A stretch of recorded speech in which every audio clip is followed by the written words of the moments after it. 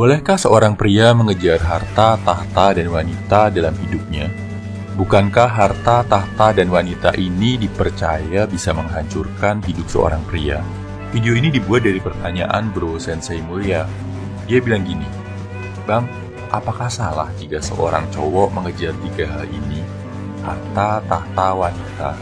Katanya itu 3 hal yang bisa memecah belah." Oke bro, pepatah ini memang terkenal banget.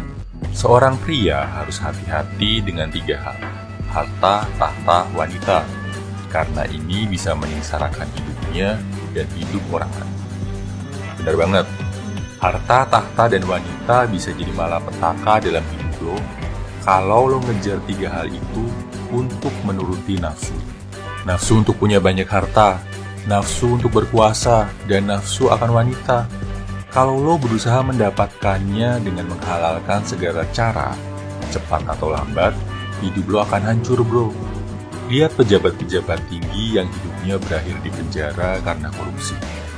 Lihat raja-raja tiran yang diturunkan paksa oleh rakyatnya karena menggunakan tahtanya untuk kepentingan sendiri. Lihat juga orang-orang kaya yang hidupnya serasa di neraka karena istri-istri dan simpanan mereka yang nggak bisa diatur. Terus, apa artinya kita nggak boleh ngejar harta, tahta, dan wanita? Jawabannya, wajib lo kejar bro. Harta, tahta, dan wanita adalah motivasi kita untuk hidup lebih baik. Dan 3 hal ini, terutama harta dan tahta, nggak bisa dibantah lagi jadi faktor penentu kualitas seorang pria dari zaman dulu hingga sekarang. Cowok berkualitas adalah cowok yang mapan secara finansial dan punya status bagus di masyarakat. Ini benar, karena untuk punya harta dan tahta itu bukan hal yang mudah, perlu perjuangan. Harta, tahta, dan wanita bisa jadi motivasi lo untuk sukses. Yang penting jangan mendewakan mereka. Jangan biarkan lo ngejar harta, tahta, dan wanita pakai nafsu. Banyak juga kok pria-pria di dunia ini yang berhasil mendapatkan harta, tahta, dan wanita tanpa menghancurkan hidup mereka dan orang lain. Contoh nyatanya adalah mantan Presiden B.J. Habibie. Hartanya didapat dengan cara yang halal, tidak terjerat kasus korupsi yang melanda banyak pejabat lain, yang serakah dan bernafsu untuk jadi kaya di atas penderitaan rakyat. Pak Habibie bahkan memakai hartanya untuk membantu riset anak bangsa, membuat berbagai lembaga pendidikan, intinya untuk memajukan lagi negaranya.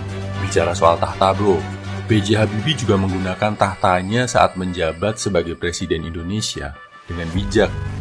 Dia tidak berusaha menggunakan kekuasaannya untuk kepentingan pribadi, berusaha menyelesaikan kepentingan bangsa sebaik mungkin.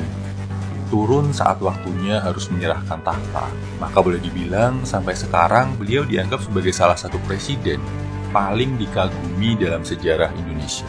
Gimana dengan wanita? Coba bayangkan bro, kalau lo ada di posisi Pak Habibie, uang banyak, status tinggi, bisa dapetin cewek manapun di Indonesia. Tapi Pak Habibie memilih setia pada istrinya, Bu Ainun. Ketika menikahinya pun, beliau benar-benar melakukan pertimbangan masak-masak, memilih istri berdasarkan karakter, yang bisa mendukung Pak Habibie di masa-masa sulit, suka maupun duka. Kalau lo mempertimbangkan dengan benar, seorang wanita saja udah cukup untuk membuat hidup lo jadi lebih indah bro. Tapi kalau lo menuruti nafsu, ratusan wanita juga nggak akan cukup buat lo. Paham ya? B.J. Habibie adalah contoh nyata kalau nggak selamanya harta, tahta, dan wanita jadi kehancuran buat seorang pria. Sepanjang lo nggak ditaklukkan oleh nafsu, sepanjang lo mengejarnya dengan niatan yang baik, dengan mematuhi perintah-perintah Tuhan, harta, tahta, dan wanita adalah hal yang bisa membuat lo jadi pria yang lebih baik. Semangat!